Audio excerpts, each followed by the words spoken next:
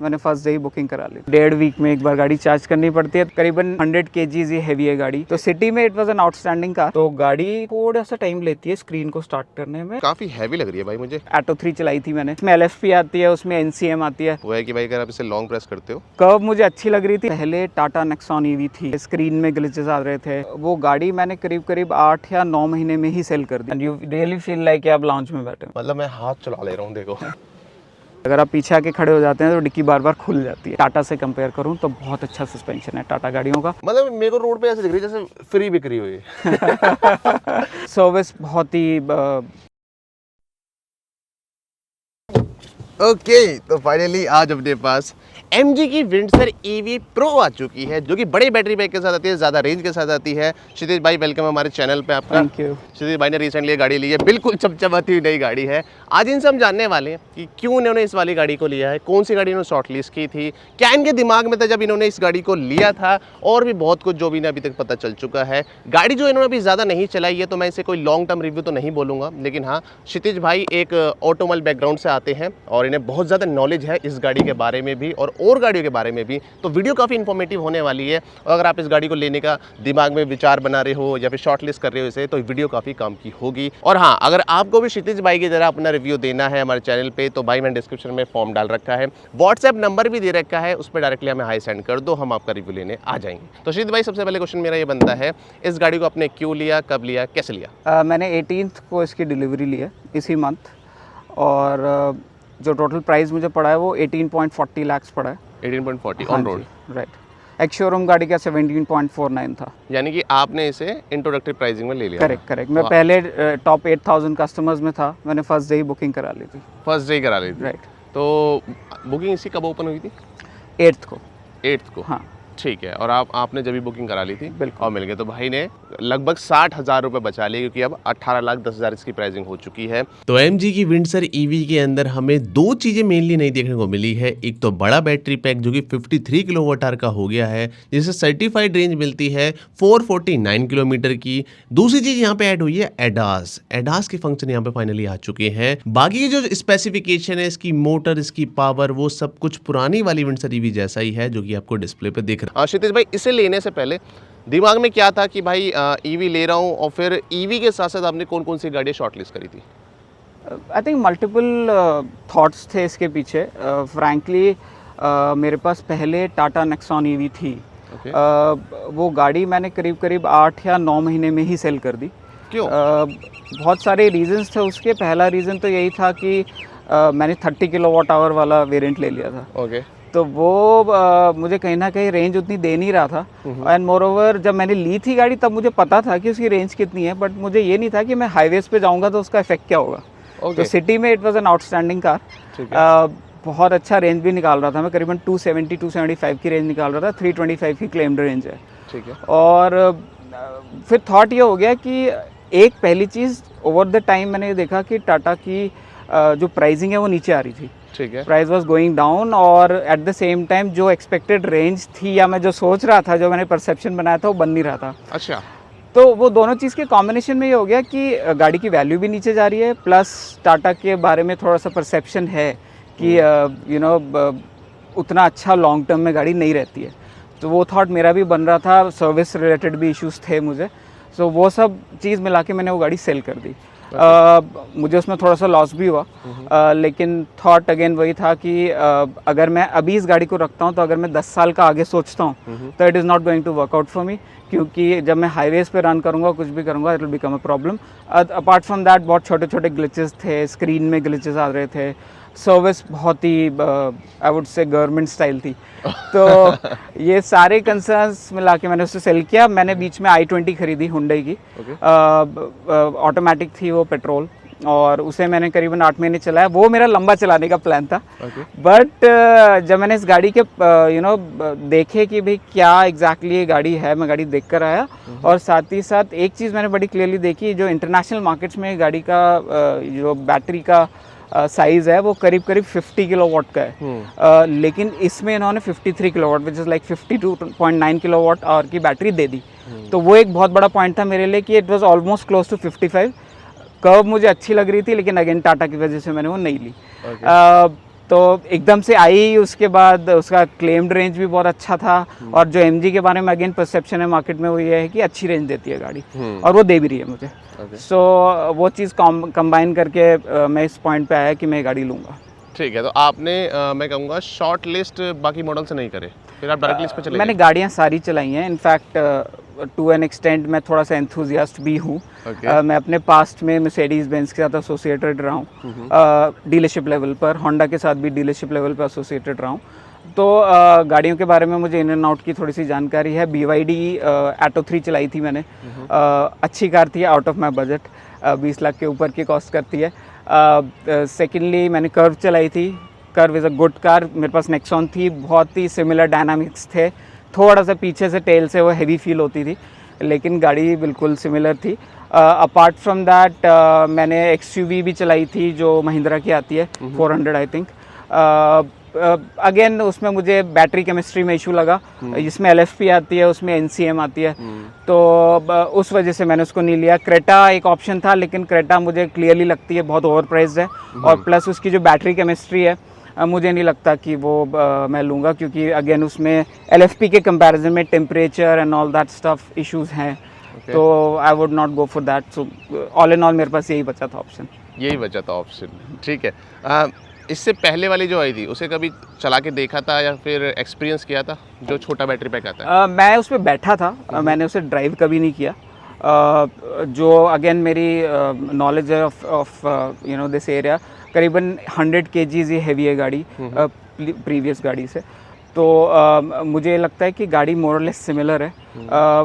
Power में मुझे लगता है कि एडिक्वेट नहीं है उतनी पावर। मुझे ठीक लगती है पावर, और मैं नॉर्मल मोड में चलाता हूँ। तो 4 मोड्स हैं इसमें, eco plus, normal and sport. Sport में गाड़ी अच्छा रिजल्ट देती है, लेकिन आप ऑब्वियसली सिटी में रेंज निकालने के लिए स्पोर्ट नहीं चला सकते। तो नॉर्मल रेंज में मैं रहता हूँ, और विद नॉर्मल रेंज मुझे बहुत ही अच्छी रेंज मिल रही है इस टाइम। क्षितिज भाई, हमने बाहर खड़े खड़े बहुत सारी बातें कर ली है, लेकिन जो मज़ा है इस वाली गाड़ी का वो अंदर बैठ के है। इसका जो इंटीरियर है और जो इसकी सीट्स हैं, जो स्पेस है, बहुत ज़्यादा कंफर्टेबल है। तो अंदर चल के बात करते हैं। और एक चीज़ और है भाई, अगर आपको अपना ऐसा रिव्यू देना है तो मैंने डिस्क्रिप्शन में एक फॉर्म डाल रखा है, आप उसे फिल कर दो। इवन व्हाट्सएप नंबर भी है, उस पर आप हमें मैसेज कर दो, हम आपका रिव्यू ले लेंगे। बाकी अब चलते हैं गाड़ी के अंदर। ओके, तो भाई ये ले लिया हमने गाड़ी के अंदर एंट्री। और मेरी वाली जो सीट है इलेक्ट्रॉनिकली है? नहीं, सिर्फ ड्राइवर साइड। ड्राइवर साइड, ये पीछे ये रहा। ओके, हाँ, तो अब लग रहा है भाई बहुत ज़्यादा खुला खुला मेरे को, और बहुत ज़्यादा स्पेस मेरे को नज़र आ रहा है इसके अंदर। क्षितिज भाई बताओ कैसा लगा इंटीरियर? बहुत ही अच्छा इंटीरियर है। इनफैक्ट जैसा मैंने आपको बताया, मैं कुछ प्रीमियम कंपनीज के साथ पहले भी जुड़ा हुआ हूँ, कार कंपनीज के साथ। उन स्टैंडर्ड से बहुत अच्छा इंटीरियर है। फील बहुत अच्छा है। थोड़े से हार्ड प्लास्टिक्स हैं here and there, right and left, but then generally speaking बहुत अच्छा इंटीरियर है। इनफैक्ट मेरा बेटा है, वो यहाँ पे बैठना पसंद करता है सेंटर में, because there is a lot of space. और क्योंकि आपको जो गियर नॉब है वो डायरेक्ट स्टीयरिंग के नीचे है, बहुत सारी स्पेस यहाँ ओपन अप हो जाती है। बहुत सारे बॉटल होल्डर्स, कप होल्डर्स।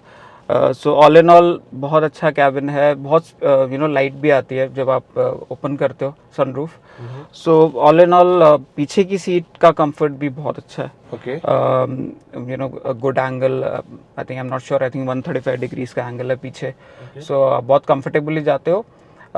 थोड़ा सा एक चीज़ मुझे इसके जिस तरह का जो फील है सीट का, वो थोड़ा सा मुझे उतना अच्छा नहीं लगता, क्योंकि काइंड ऑफ सोफ़ा फील है, बट उसमें बीच बीच में स्पॉट्स हैं।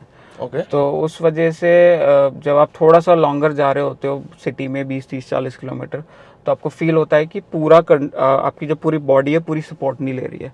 So it is because of the way it is designed, not exactly कि पूरी सीट अनकंफर्टेबल है, बट थोड़ा सा लगता है। ओके, ठीक है। ये कितना चलने पे लगता है? आई वुड से 30-40 किलोमीटर के बाद आपको थोड़ा थोड़ा फील होने लग जाता है सीट के पीछे की कुछ सपोर्ट मिसिंग है। And it and not support in the sense कि शोल्डर सपोर्ट या पीठ का support, but the way it is designed, तो आपको लगता है कुछ हॉलो है पीछे। ओके, सनरूफ कहाँ से खुलती है इसकी एक बार? ओके, तो यहाँ पे बटन वगैरह नहीं होते हैं भाई। विंडसर में ये चीज़ है। पिछली वाली विंडसर में आई थिंक ये भी नहीं थे, या थे जी? नहीं थे, ये बटन्स भी थे। ठीक है। सो सनरूफ भी अगर हमें कंट्रोल करनी है तो वो हमें डिस्प्ले से ही करनी पड़ेगी। इतनी बड़ी डिस्प्ले इन्होंने दे दिया, आई थिंक 15.8 इंच की है ये। Possibly, I am not sure, but हाँ ये जो एसी वाला यूनिट है जो आप बता रहे हो, ये सिर्फ इंडिया स्पेसिफिक। हाँ हाँ, ये वाले जो है, ये बाहर तो ये भी नहीं था, ये इंडिया में इन्होंने एटलीस्ट ये वाले बटन डाल दिए हैं। ठीक है। और ये जो बीच वाला इंटीरियर नया वाला आया है, इसमें जो ब्लैक वाला ऑप्शन था वो था या फिर नहीं था? नहीं था। जो प्रो मॉडल्स हैं, इनफैक्ट एक मॉडल और भी आया है, उसमें इंटीरियर यही है। और मुझे पर्सनली लगता है, आई थिंक ये इंटीरियर बेटर है, क्योंकि एक चीज़ तो बहुत क्लियर है, इसमें ग्लास एरिया बहुत है गाड़ी में।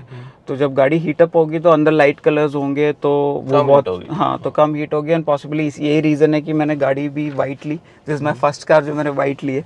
अदरवाइज सारी गाड़ियाँ मेरी almost black colour, dark blue colour इस तरीके की हैं। डिस्प्ले वगैरह में MID के अंदर कुछ ऐसा इम्प्रूवमेंट या फिर अच्छा लगा हो कुछ भी? नहीं, अच्छा है। बीच बीच में ऐसा फील होता है कि हल्का सा लैग कर रहा है, बट वो लैगिंग ऐसी नहीं है कि, हाँ, यूज़ करते हुए, हाँ, यूज़ करते हुए, बट मुझे लगता है वो थोड़े टेम्परेचर्स जब हाई हो जाते हैं कैबिन के अंदर तब फील होता है। बट ऐसा कुछ ग्लिच नहीं है कि आपको लगे कि अरे बहुत स्लो हो गया। एक चीज़ और होती है कि जब आप गाड़ी स्टार्ट करते हो तो ये करीब करीब 20 से 30 सेकेंड लेता है स्टार्ट होने में सिस्टम। अगर आपने गाड़ी थोड़ी देर पहले ही स्टार्ट की है तब तो नहीं होगा, बट अगर आपने ओवरनाइट खड़ी कर रखी है या 1-2 घंटे हो गए तो गाड़ी थोड़ा सा टाइम लेती है स्क्रीन को स्टार्ट करने में। उतनी देर में अगर फॉर एग्जांपल आपको फटाफट निकलना है, आपको गाड़ी को बैक लगाना है या फ्रंट लगाना है, तो कैमरा हल्का सा डिले भी हो जाता है। अच्छा, तो ये जो पूरा सिस्टम है, जो कंप्यूटर सिस्टम पूरा, ये टाइम लेता है? बहुत हल्का सा, आई वुड से फ्रैक्शंस होते हैं, लेकिन हाँ, आप जो एकदम ऐसी चीज़ों की बात करते हो जो नॉन डिजिटल है, उसके कंपैरिजन में स्लो है। हाँ, वो वाला नहीं है इसमें। हाँ, हाँ। ठीक है। AC कैसा है? AC डिसेंट है। मैं जनरली बहुत लो टेम्परेचर्स पे नहीं यूज़ करता हूँ AC को, लेकिन 24 डिग्रीज पर अच्छा टेम्परेचर मेंटेन रहता है केबिन में। आपकी गाड़ी अगर बाहर खड़ी हुई है तो आपको शायद उसे 23-22 तक ले जाना पड़ता है, बट जनरली स्पीकिंग AC अच्छा है।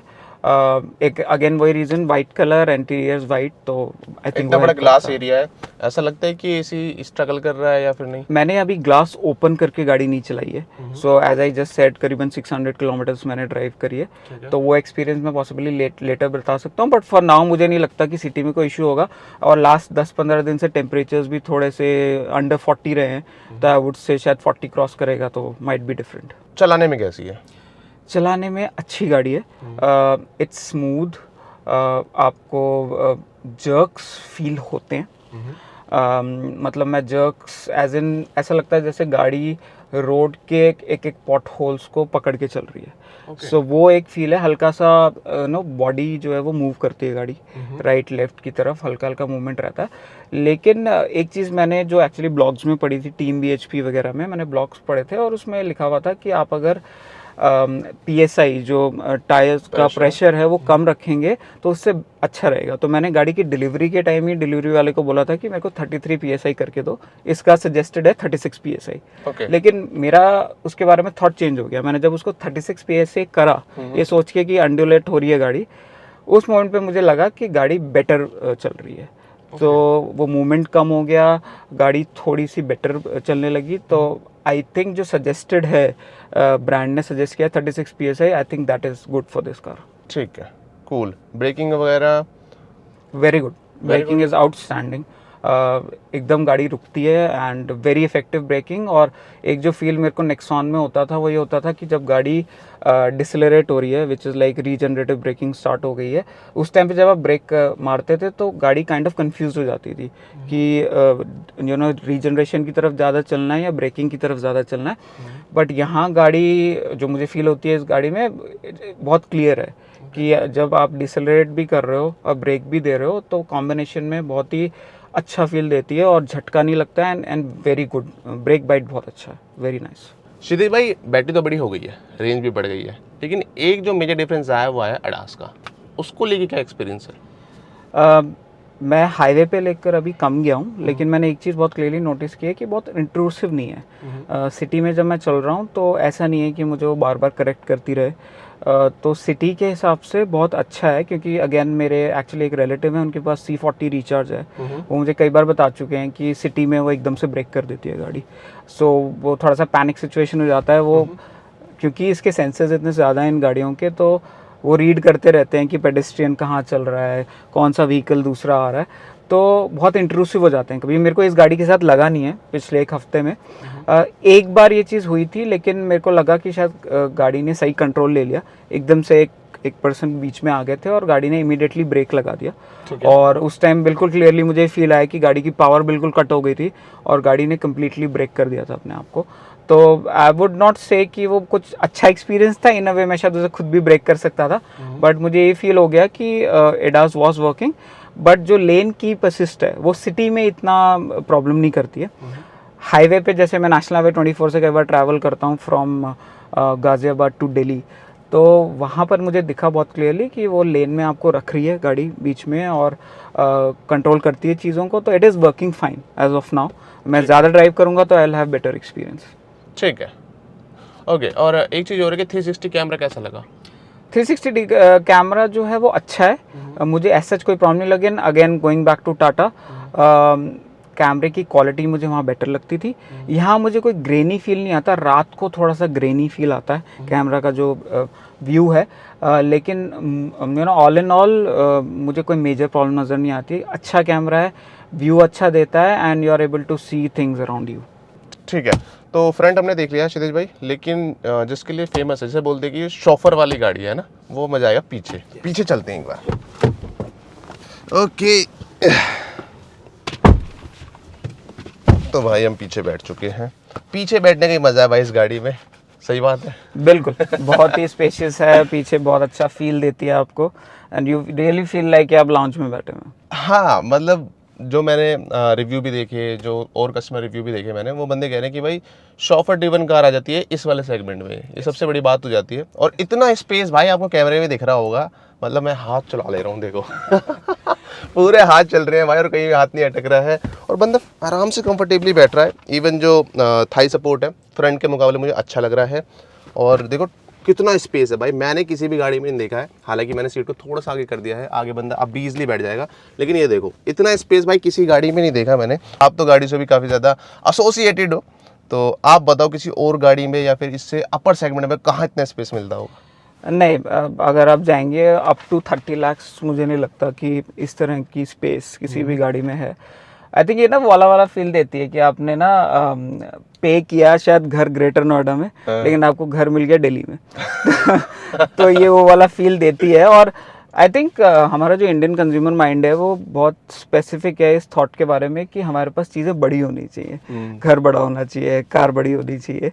सो वो उस सेंस को बहुत ट्रूली मैच करती है, और यही मुझे रीज़न लगता है कि इस गाड़ी का सक्सेस इतना जो पहुंचा उसका सबसे बड़ा रीज़न यही है कि बहुत स्पेशियस है, और जो आप पे कर रहे हो वो कंपैरेटिवली कम है।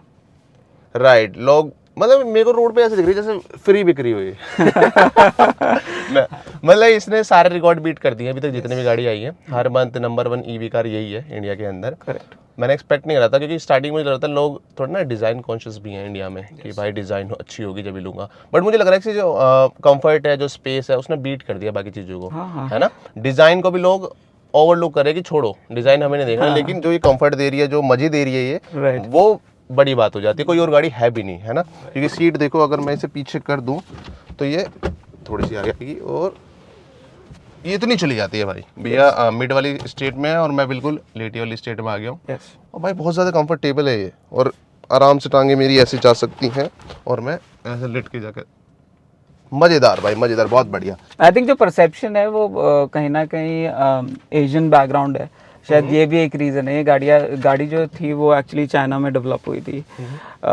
एक कंपनी है बाओजुन, उसकी आई थिंक यांडाओ नाम है उसका गाड़ी का, सेम गाड़ी है, और ये चाइना में लॉन्च हुई थी। और ये बहुत पुरानी गाड़ी नहीं है, 2023 के मई में आई थिंक लॉन्च था in China, and then India में ये लॉन्च हुई है 2024 में। तो ये बहुत पुरानी गाड़ी नहीं है from the point of view of launch also, इसलिए ज़्यादा टेक्नोसैवी भी है।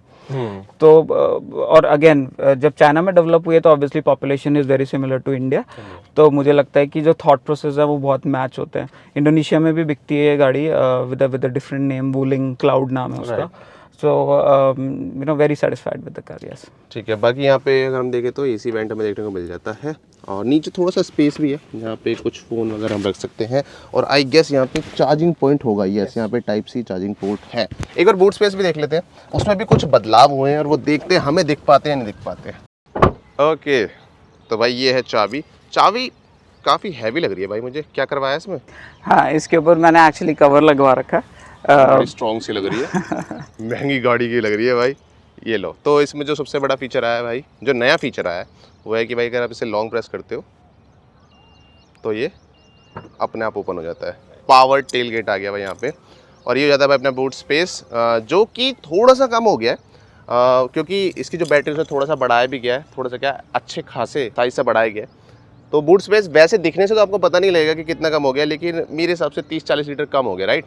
30-40 करीबन 30-40 लीटर्स का फ़र्क है। और इसमें एक और जो फीचर है जो एक्चुअली मैंने बंद कर रखा है वो ये है कि जब आप गाड़ी को अप्रोच करते हो, वेदर वो डोर्स हैं या पीछे की डिक्की है, तो वो अपने आप ओपन हो जाती है। अच्छा, तो आपको एक्चुअली बटन की भी ज़रूरत नहीं है, बट अभी मैंने इसे बंद कर रखा है क्योंकि वो थोड़ी सेंसिटिव है। अगर आप पीछे आके खड़े हो जाते हैं तो डिक्की बार बार खुल जाती है। ओके, और इसमें वो वाला तो नहीं होगा ना?